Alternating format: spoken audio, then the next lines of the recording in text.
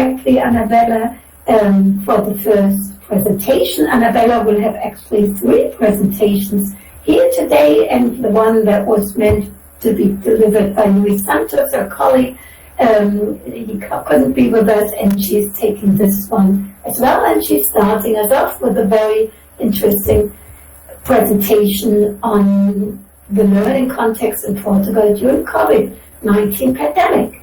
Okay, I'm really looking forward to your presentation, Annabella. You're from the Portuguese Educational Assessment Institute, and yeah, let's start, and all the best. The floor, or should I say, the screen is yours. Thank you very much.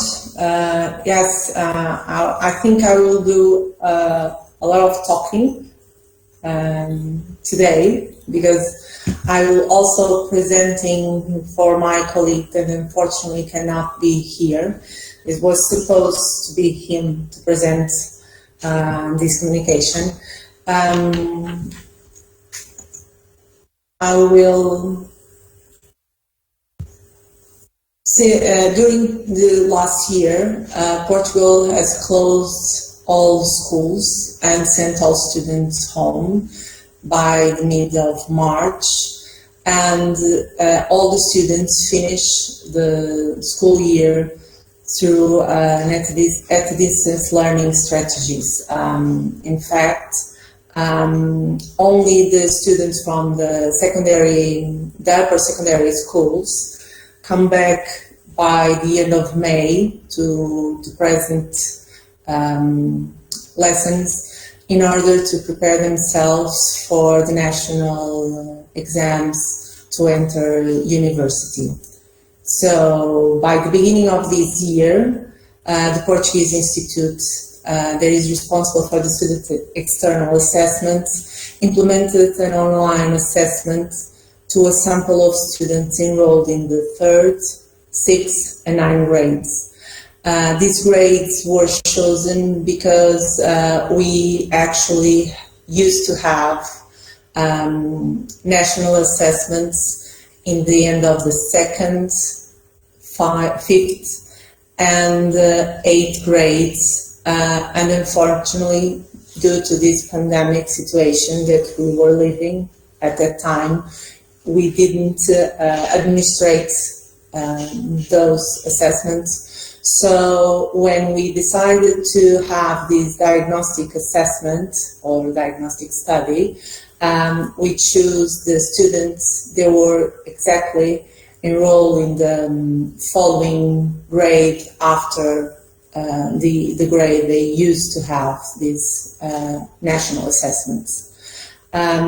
This study was important mainly to characterize the context of the process of teaching and learning, but also the practices that schools and teachers implemented, as well the individual and family circumstances of students during this confinement period, in order to collect information mainly for the 3 major domains that were assessed: scientific literacy, reading literacy, and mathematics literacy. So the study was administered online through an electronic platform. Students completed 3 tasks, each lasting 30 minutes. Each task corresponded to one of the 3 literacies assessments. The tasks allowed to assess in an articulate way the skills that were required to increase the cognitive complexities in order to achieve the 4 levels that were defined for each literacy. The students also answered a contest questionnaire that allow us to characterize how everything went during the process of at-a-distance learning.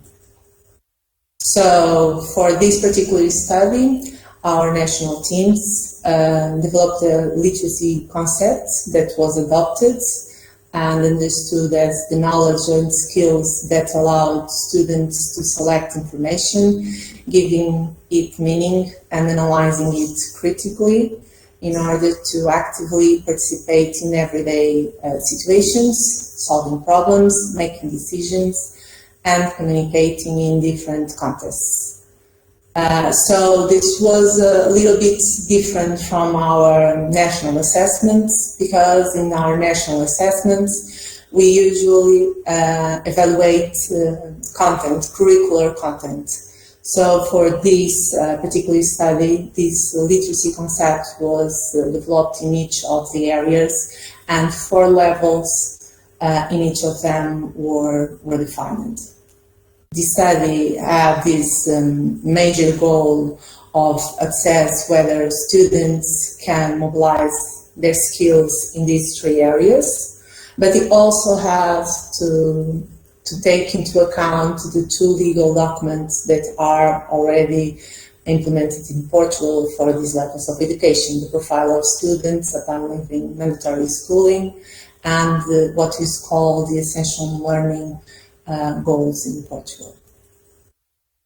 To guide the preparation of the assessment tasks and the subsequent analysis and dissemination of the results, an assessment device was designed. It was reference definition for each of the literacies, that including the analysis categories, but also the performance indicators. So I will go right very quickly for each of the literacies analysis, but as you can see, we will define it for each of them, the skills needed to identify, recognize, mobilize implicit or explicit information, and another dimension in the reading literacy to synthesize, analyze, evaluate information, language and knowledge relationships. And what we did is we define in each of the level of performance what was supposed students to know for each of the grade assessments. So for scientific, we take into account the scientific explanations, the data analysis and interpretations, and also the scientific process, and also the 4 levels of performance were defined. And for mathematics, the mobilized procedures, techniques, concepts, properties, and mathematical relationships, solve problems, and reasoning based on data or evidence. And then the students from the third, 6th, and 9th grades of basic education participated in this more or less one morning of assessment, answering the test and solving the tasks, and then responding the context questionnaire. So we set up a sample stratified by school year, the nature of the educational establishment, dividing from public to private schools.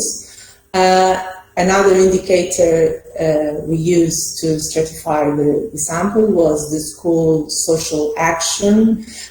This is in Portugal a measure that supports students from families from lower socioeconomic conditions. So we divided from beneficiary to non-beneficiary of this special measure, and also the region where the school were located.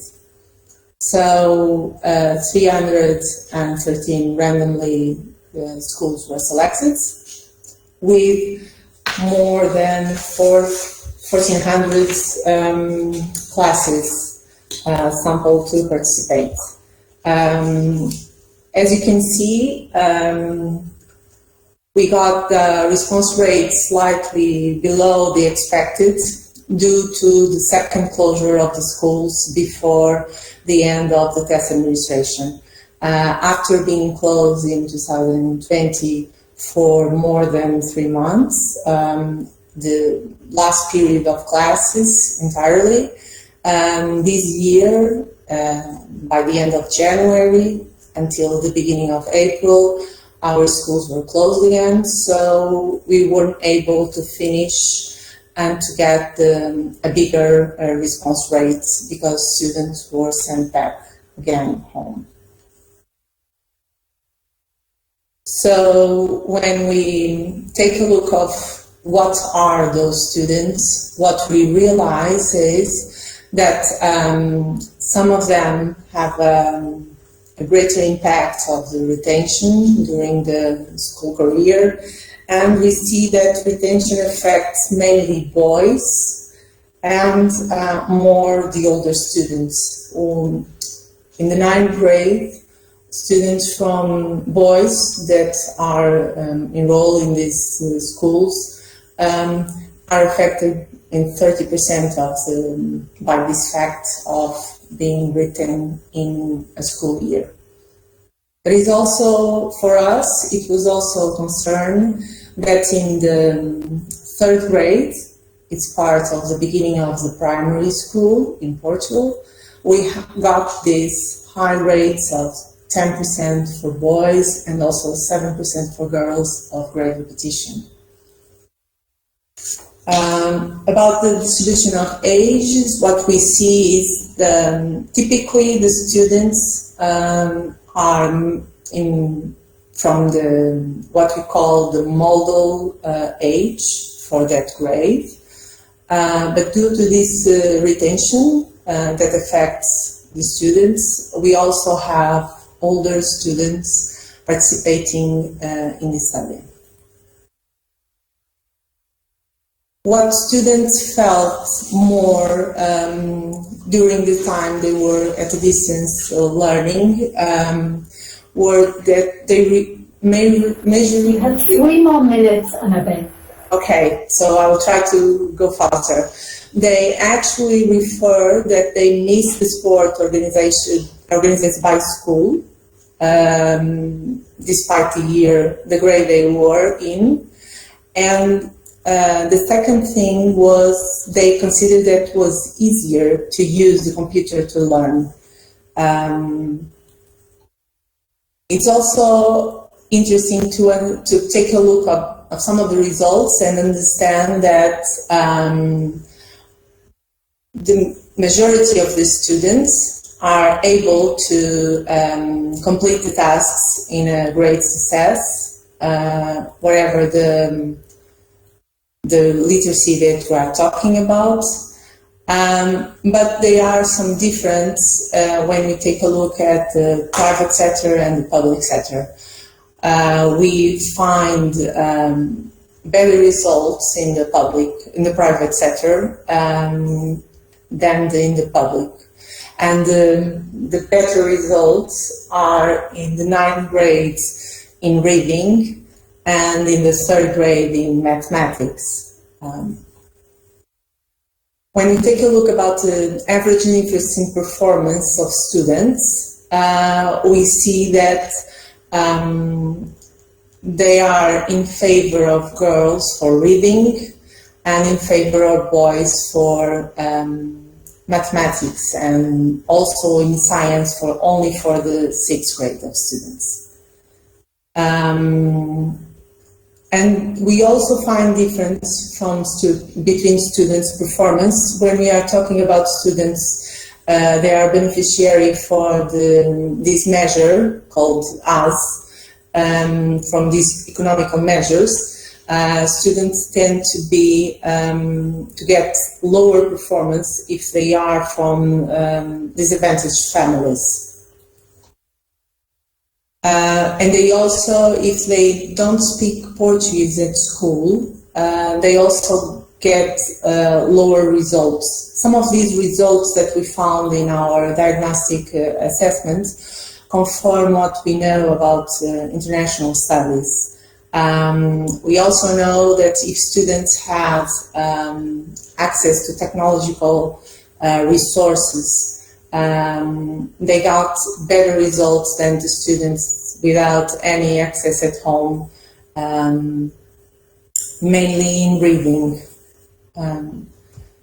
And when we look at the difference between students with no retention and students with one or more retentions during their school career, we actually see that students with no retention perform well in all levels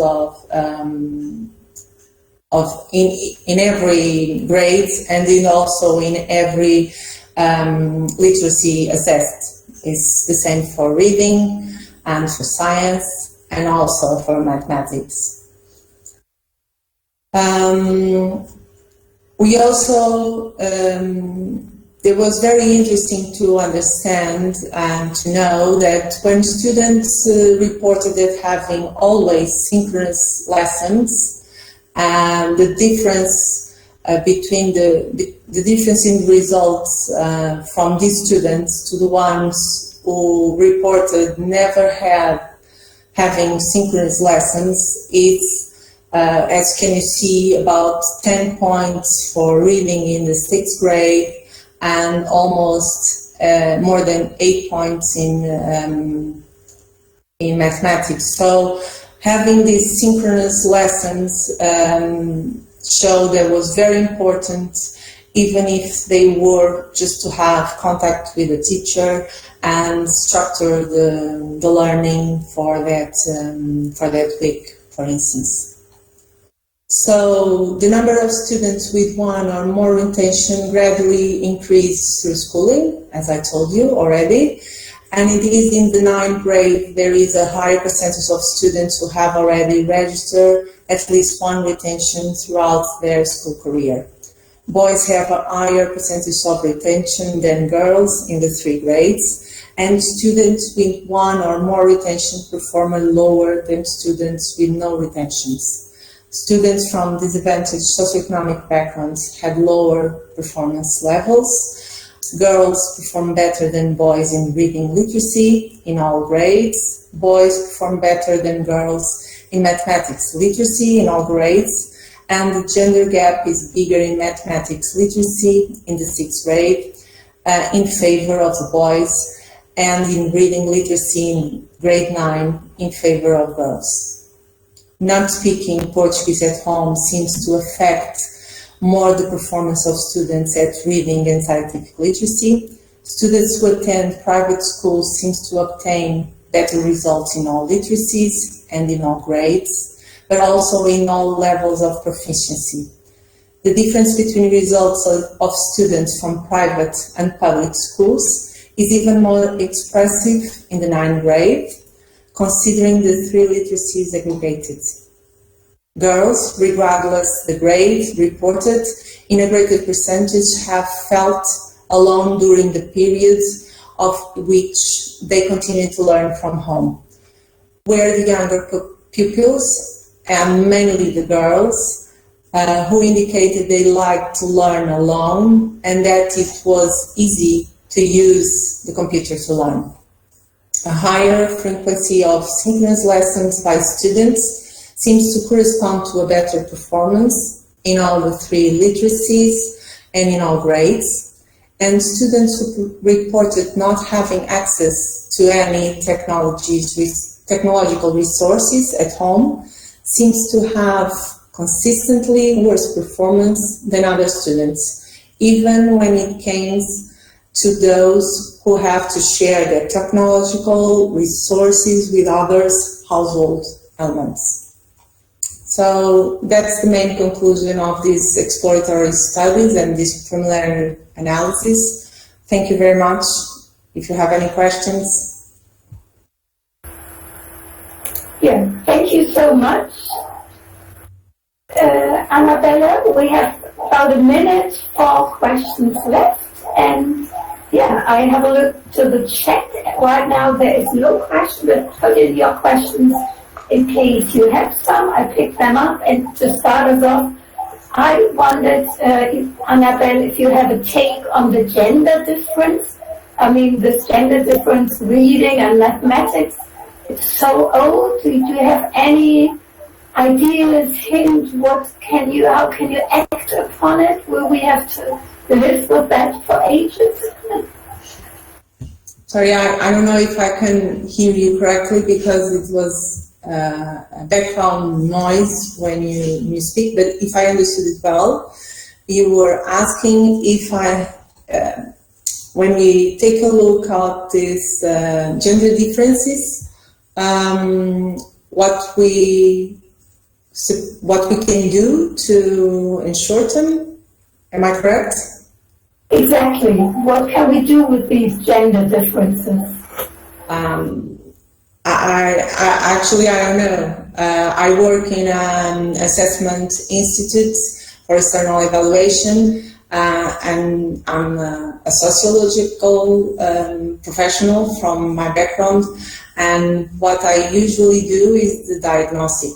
And actually, what we got from our national assessments, and when we take a look to our national statistics, girls are less affected by phenomena like retention. They graduate in bigger proportion than boys, and they have better results even in science and in mathematics in the upper secondary national assessments for Portugal. So okay, thanks so much. I mean, it was very valuable to see your statistics and your results. They will help us.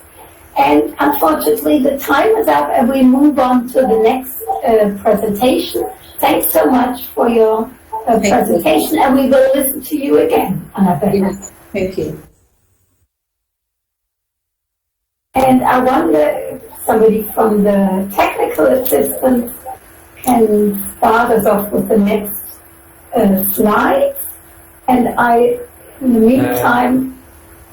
Yeah, Patricia, sorry, but I think that the next speaker, Antoine, I don't know